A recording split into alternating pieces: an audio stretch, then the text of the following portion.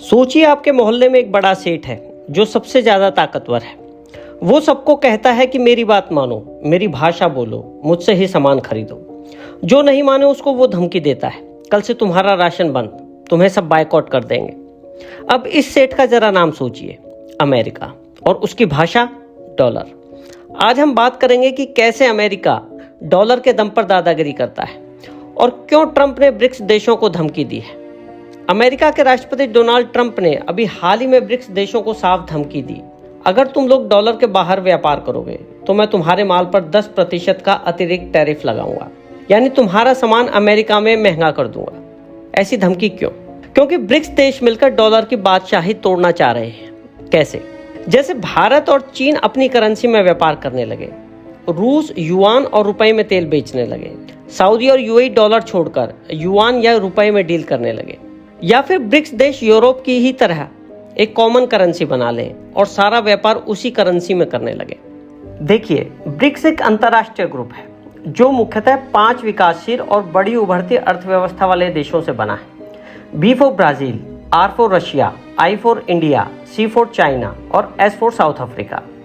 सन 2024-25 में लगभग 10-11 देश इसके एक्टिव मेंबर माने जा सकते हैं। दुनिया की लगभग 40% आबादी इसमें आ जाती है और यह दुनिया के कुल व्यापार में लगभग 20% हिस्सा रखता है।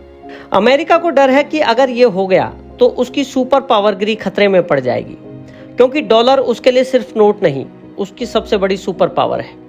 दुनिया का 80% इंटरनेशनल ट्रेड डॉलर में होता है। तेल, गैस, मशीनें, दवाएं सब डॉलर में बिकती हैं। हर देश के पास रिजर्व में डॉलर होना जरूरी है ताकि वो जब चाहे दूसरे देश से सामान खरीद सके, यानी डॉलर पूरी दुनिया की जरूरत है। इंटरनेशनल करेंसी डॉलर होने से अमेरिका कमाई तो करता ही है, साथ में अपने देश में महंगाई पर भी काबू पा लेता है। कैसे? अमेरिका जितना चाहे डॉलर छाप सकता है, पर ऐसा करने पर भी उसकी महंगाई नहीं बढ़ती। क्यों? क्योंकि अमेरिका के छापे गए डॉलर पूरी दुनिया में फैल जाते हैं।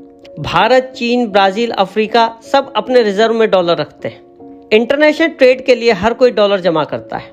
इसका नतीजा क्या होता है? अमेरिका के नोट यानी डॉलर अमेरिका से बाहर चले जाते हैं। वहां के लोगों के पास लिमिटेड संख्या में ही डॉलर रह जाते हैं, इसलिए वहां सामान की मांग बहुत नहीं बढ़ पाती और महंगाई काबू में रहती है। इंटरनेशनल करेंसी डॉलर होने की वजह से ही अमेरिका को दूसरे देशों से बहुत सस्ता कर्ज मिल जाता है। ऐसा क्यों? अमेरिका कहता है कि लो मेरा बॉन्ड, 2-3% ब्याज दूंगा। डॉलर की इतनी मांग है कि सारे देश अमेरिकी बॉन्ड खरीद लेते हैं, क्योंकि अमेरिका एक स्ट्रॉन्ग इकोनॉमी है, इसलिए दूसरे देश को ब्याज मरने का डर नहीं रहता, और वो भी डॉलर में, जो उसके फॉरेन रिजर्व को बढ़ाएगा। इससे अमेरिका को सस्ते में कर्ज मिल जाता है। उसे अपने खर्च के लिए महंगी ब्याज दर नहीं देनी पड़ती और वो अपनी सेना, टेक्नोलॉजी, सड़कें, हेल्थ सब पर आराम से पैसे उड़ाता है। सोचिए, बाकी देश कर्ज लें तो 7 से 10% का ब्याज, और अगर अमेरिका ले तो केवल 2 से 3%। अब बात करते हैं स्विफ्ट की, जो अमेरिका का छुपा हुआ हथियार है।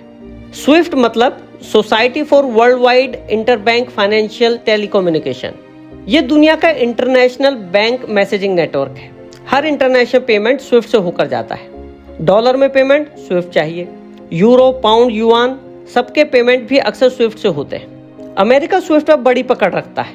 वो चाहे तो किसी देश को स्विफ्ट से बाहर कर सकता है, जैसे ईरान को निकाला और उसकी अर्थव्यवस्था की कमर टूट गई। रूस के बड़े बैंक स्विफ्ट से काट दिए, उसका डॉलर पेमेंट मुश्किल कर दिया, जिससे अल्टीमेटली उसका इंटरनेशनल व्यापार भी मुश्किल हो गया। मतलब स्विफ्ट अमेरिका का एक ऐसा ऑन ऑफ स्विच है जिससे वो देशों को कंट्रोल करता है। पर डॉलर के दम पर अमेरिका असली दादागिरी कैसे करता है? अमेरिका कहे ईरान तुम्हें डॉलर नहीं मिलेगा, रूस तुम्हारा स्विफ्ट अकाउंट बंद। किसी भी देश ने अगर बात नहीं मानी तो स्विफ्ट अकाउंट बंद, डॉलर ट्रांजैक्शन ब्लॉक। इससे किसी भी देश की इकोनॉमी ठप हो सकती है। मतलब अगर अमेरिका की शर्त ना मानो तो दुनिया से कट कर रहो।